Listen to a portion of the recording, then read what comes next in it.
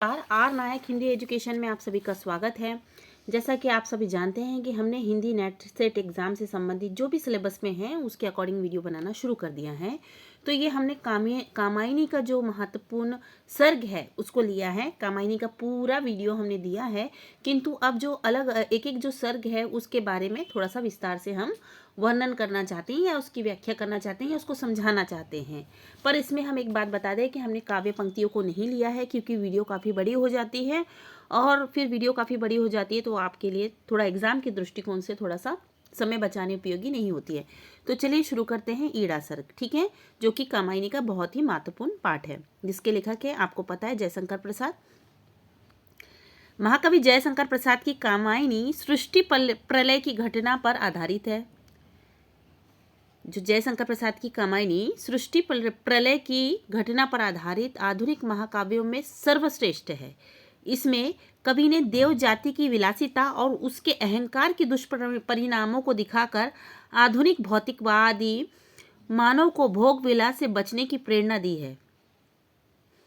इसमें क्या होता है कि जो आगे का सर्ग आपने देखा है कि मनु श्रद्धा के समागम के पश्चात जब श्रद्धा गर्भवती हो जाती है, आपको पहले का भी थोड़ा सा बता देते हैं कि जैसे जयशंकर प्रसाद की जो कामायनी है इसमें बताया कि प्रलय सृजन, जब प्रलय आ जाता है और प्रलय आने के बाद क्या होता है कि जो मनु है, मनु अकेला बच जाता है। पूरी जो सृष्टि रहती है वो पानी में डूब जाती है और पहाड़ के ऊपर जो मनु रहता है वो अकेला पड़ा रहता है, मूर्छित होकर, यानी बेहोश होकर पड़ा रहता है। तभी जब उसकी आंखें खुलती है तो वो क्या देखता है कि चारों तरफ पानी ही पानी है, प्रलय है और उसका जो पूरा संसार है वो पानी में डूब गया है, वो अकेला रह गया, तो वो हताश निराश हो जाता है। तो उस समय श्रद्धा नाम की स्त्री आती है और उसको आश्वासन देती है कि हे मनुष्य, तुम उदास निराश मत हो, तू जीवन से घबरा मत।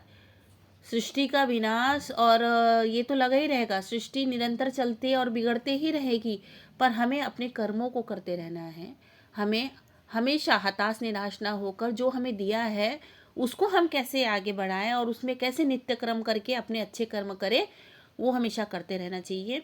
तो फिर क्या होता है कि जो श्रद्धा है मनु को आश्वासन देती है और दोनों में कहीं ना कहीं एक मानसिक प्रेम हो जाता है, मानसिक प्रेम। फिर उनका विवाह हो जाता है और दोनों की शादी भी हो जाती है। और उससे क्या होता है कि जो मनु है वो मनु सब कुछ अच्छा चलते रहता है उसका, परंतु क्या होता है कि जो श्रद्धा है वो गर्भवती हो जाती है।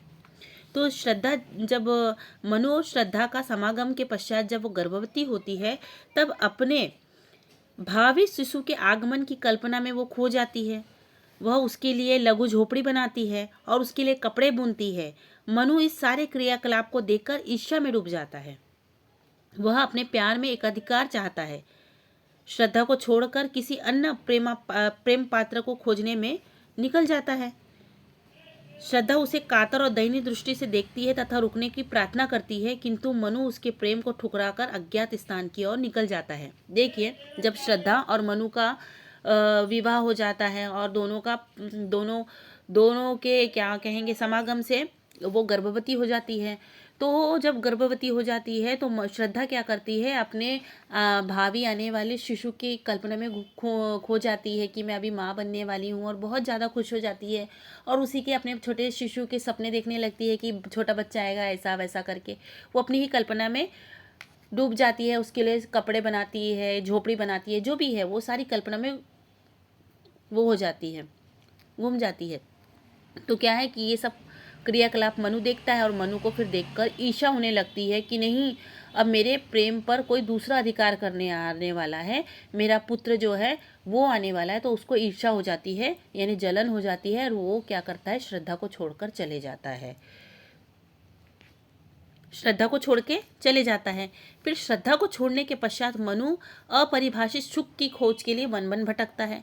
मतलब वो दूसरी स्त्रियों के लिए, या मतलब जो अपनी काम वासना की तृप्ति के लिए वो दूसरी स्त्री को ढूंढने के लिए चले जाता है, भटकते रहता है। घूमते हुए एक उजड़े नगर में पहुंच जाता है। पास में वेगवंती सरस्वती नदी बह रही है।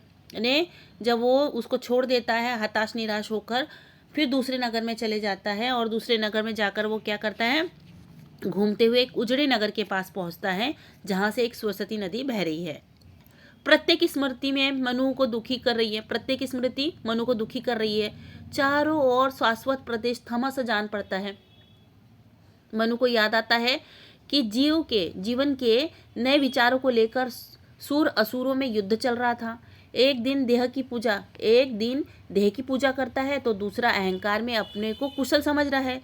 दोनों ही विश्वासहीन है। इसका मतलब ये है कि क्या होता है कि जब वो मनु भटकता हुआ सरस्वती नदी के तट पे पहुंचता है, वह जीवन में निराशा का अनुभव करता है और घोर दुख में डूब जाता है।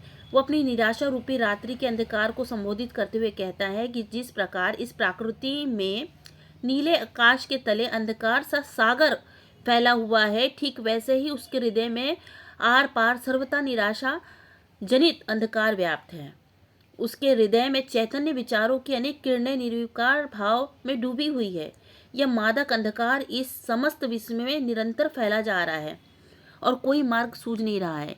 कहने का मतलब क्या हो रहा है कि जब वो उसको छोड़ देता है, श्रद्धा को छोड़ देता है और नए चीज़ों के लिए, वो नए काम वासना की तृप्ति के लिए वो फिर से भटकते रहता है, तो उसे लगता है कि ये संसार भी पूरा निराशा में डूब गया है।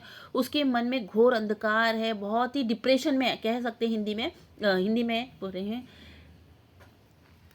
कि वो एकदम डिप्रेशन में चले जाता है और डिप्रेशन में जाने के बाद क्या करता है, उसको सब जगह निराशा अंधकार के भाव ही दिखाई देते हैं। उसे लगता है कि मेरे जो दुख का कारण है ना, मेरी काम वासना है। क्योंकि देखो, सूर असुर में भी विचारों को लेके मंथन हो रहा है, मंथन चल रहा है या युद्ध चल रहा है।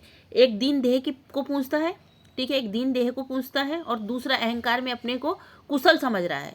यानी दोनों ही अंधकार में और अहंकार में क्या कर रहे हैं, लड़ाई कर रहे हैं और दोनों ही विश्वासहीन के पात्र हैं। स्वयं को मनु किसी श्रद्धा विहीन जानकर उदास हो गए हैं। तभी उनके कानों में काम की ध्वनि सुनाई पड़ती है कि मनु, तुम श्रद्धा को भूल गए। तुमने उस पूर्ण आत्मविश्वासी को रूई सा हल्का समझकर उड़ा दिया। तुमने वासना की तृप्ति को ही स्वर्ग मानकर स्त्री को केवल भोग की वस्तु माना और उसका अपमान कर दिया। तो यहाँ पे उसके कानों में एक आवाज़ आती है कामदेव की कि तुमने श्रद्धा को भूल गए, जो तुमको इतना प्यार देने वाली थी, तुम्हारा साथ देने वाली थी, तुम उसको भूल गए काम वासना की तृप्ति के लिए, और उसका तुमने विश्वास लेकर उसके साथ विश्वासघात किया है। तुम केवल नारी को क्या भोग विलास की वस्तु समझते हो। तुम भूल गए कि पुरुष तत्व के मोह व अहंकार के कारण नारी की भी सत्ता है। यह वाणी मनु को सूल के समान चुभ रही थी। वे सोचने लगे कि काम के कारण ही मैं इस भ्रम जाल में फंसा था जिससे मेरी सुख शांति चली गई है। मनु के अंदर अंतर्द्वंद चल रहा था। फिर उसको जब कामदेव की आवाज़ आती है कि मनु, तुमने क्या कर दिया, श्रद्धा को छोड़ दिया और अपनी काम वासना की तृप्ति के लिए तुमने श्रद्धा को छोड़ दिया, और नारी को तुमने भोग विलास की ही वस्तु माना है। सांसारिक सुख किसे कहते हैं? जब सब कुछ तुम्हारा अच्छा चल रहा था, तुम अच्छी स्त्री के साथ थे, जो तुम्हारे कल्याण की बात सोचती थी, जो तुम्हें प्यार करती थी, तुमको पूरी दुख निराशा से निकाल के लाए, तो तुमने उसका साथ छोड़ दिया।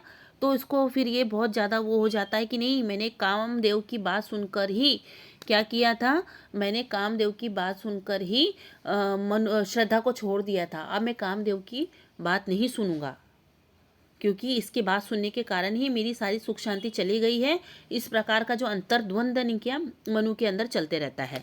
उधर कामदेव फिर मनु को भला बुरा कहता है तथा सारी गलती मनु की ही मानता है। लेकिन मनु अहंकार वश अपनी गलती स्वीकार नहीं करते हैं। उन्हें श्राप देते हैं कि अब तुम्हारे मस्तिष्क और हृदय एक दूसरे के विपरीत हो जाएंगे। तो फिर जब वो बात सुनते ही नहीं, तो कामदेव उसे क्या देते हैं, श्राप देते हैं। ऐसा उसे लगता है कि जो उसका मस्तिष्क है और उसका जो हृदय है वो एक साथ नहीं चलेगा, दोनों अलग अलग काम करेंगे। ठीक है, इतने में सूर्योदय हो जाता है और वहाँ एक सुंदर बाला प्रकट होती है जो अत्यंत ही सुंदर और कोमल थी। उसके हाथ में एक कर्म कलश था तथा दूसरे हाथ में विचारों के नव को आलंबन दिया था। ठीक है, यानी एक स्त्री प्रकट होती है जो दिखने में बहुत ही सुंदर और कोमल है और उसके हाथ में एक कर्म कलश होता है और विचारों के नव विचारों के मतलब नव अवलंबन दिया विचारों के नव अवलंबन दिया जाता है। मनु उससे उसका परिचय पूछते हैं। वो अपना नाम ईड़ा बताती है। ईड़ा मनु को कहती है कि यह मेरा शाश्वत प्रदेश है जो उजड़ चुका है। मैं इस आशा में यहाँ पड़ी हूँ कि कोई आकर उसका पुनर्निर्माण में मेरी सहायता करेगा। मनु संसार को नश्वर बताकर ईड़ा को समझाते हैं कि ये सारी सृष्टि नाशवान है, परंतु मनुष्य फिर भी मूर्खों की तरह सृष्टि को ही सब कुछ समझ बैठा है। देखिए, तो क्या होता है कि जो ईड़ा आती है और ईड़ा उसे समझाती है कि ये मेरा शाश्वत नगर है, ये उजड़ चुका है और मैं इसका पुनर्निर्माण करना चाहती हूँ। तो मनु बोलते कि नहीं, देखो ये जो सृष्टि है ना, ये इसी तरह से है और ये तो संसार नश्वर है और हम इसमें फंस के वो हो जाते हैं। तब ईड़ा समझाती है उसको कि नहीं, उसको मनु को समझाती है। ईड़ा मनु को सांत्वना देती है और कहती है कि मनुष्य को अपने सुख की प्राप्ति के लिए बुद्धि का प्रयोग करना चाहिए। क्या कहती है कि अपने सुख की प्राप्ति के लिए बुद्धि का प्रयोग करना चाहिए। ईड़ा मनुष्य को अपनी बुद्धि के अनुसार शाश्वत नगर का शासन संभालने के लिए कहती है। ईड़ा की प्रेरणादायी बातें सुनकर मनु के हृदय में नव स्फूर्ति का संचार होता है और वे अपने कर्म में लीन हो जाते हैं तथा शाश्वत नगर के पुनर्निर्माण का कार्य अपने हाथों में ले लेते हैं। कहने का मतलब, जब एक हताश निराश व्यक्ति होता है, जो सारे ऐसा लगता है कि उसको संसार पूरी तरह से नष्ट हो गया है, मेरे जीवन में पूरा अंधकार है, तो यहाँ पे जो ईड़ा है, जो बुद्धि का प्रतीक है, वो समझाती है कि अरे संसार का तो ये नियम है, दुख सुख आते रहेंगे, आशा निराशा आते रहेगी, पर मनुष्य को घबराना नहीं है। इस हताशा निराशा में नव संचार हमें करना है, नव जीवन का निर्माण करना है। तो हमें कभी घबराना नहीं चाहिए परेशानी कठिनाई से, बल्कि अपने कर्मों के माध्यम से निरंतर आगे बढ़ते रहना चाहिए। जो छूट गया है, अतीत की बातों को याद करो और अपने जो गलती की है उसको ना दोहराते हुए उसमें हम किस तरह से सुधार कर सकते हैं, इसका प्रयास करने के लिए ईड़ा कहती है। और ये भी बताया है कि हमें अपने जो मन की तृप्ति चाहिए, तो हमें मन की तृप्ति हमें मन से ही प्राप्त होती है। उसके लिए हमें क्या करना चाहिए, मोह माया के बंधन में नहीं पड़ना चाहिए। मोह माया का तात्पर्य ये कि काम वासना में लिप्त नहीं होना चाहिए। काम वासना को ही हम श्रेष्ठ समझेंगे और बाकी चीज़ों को यदि हम इग्नोर करेंगे तो हमें कभी तृप्ति नहीं मिलेगी। यहाँ पे देखो, ईड़ा जो श्रद्धा रहती है वो तो उससे सच्चा प्रेम करती है और उसके साथ उसके संसार को बढ़ाने के लिए भी सहयोग देती है। परंतु यहाँ पे क्या होता है, जो मनु रहता है वो ईर्ष्या के कारण, अपनी काम वासना की तृप्ति के कारण उसको छोड़कर दूसरी जगह चले जाता है, फिर वहाँ दूसरा सुख प्राप्त करने की कोशिश करता है। परंतु मनुष्य को इस तरह से नहीं करना चाहिए। यदि तुम काम वासना को ही सर्वश्रेष्ठ समझते हो, नारी को भोग की चीज़ें समझते हो, तो तुम्हें कहीं भी तृप्ति नहीं मिलेगी। किसी एक व्यक्ति के 10 व्यक्ति को भी यदि ले लोगे तुम, तो तुमको तृप्ति नहीं मिलेगी।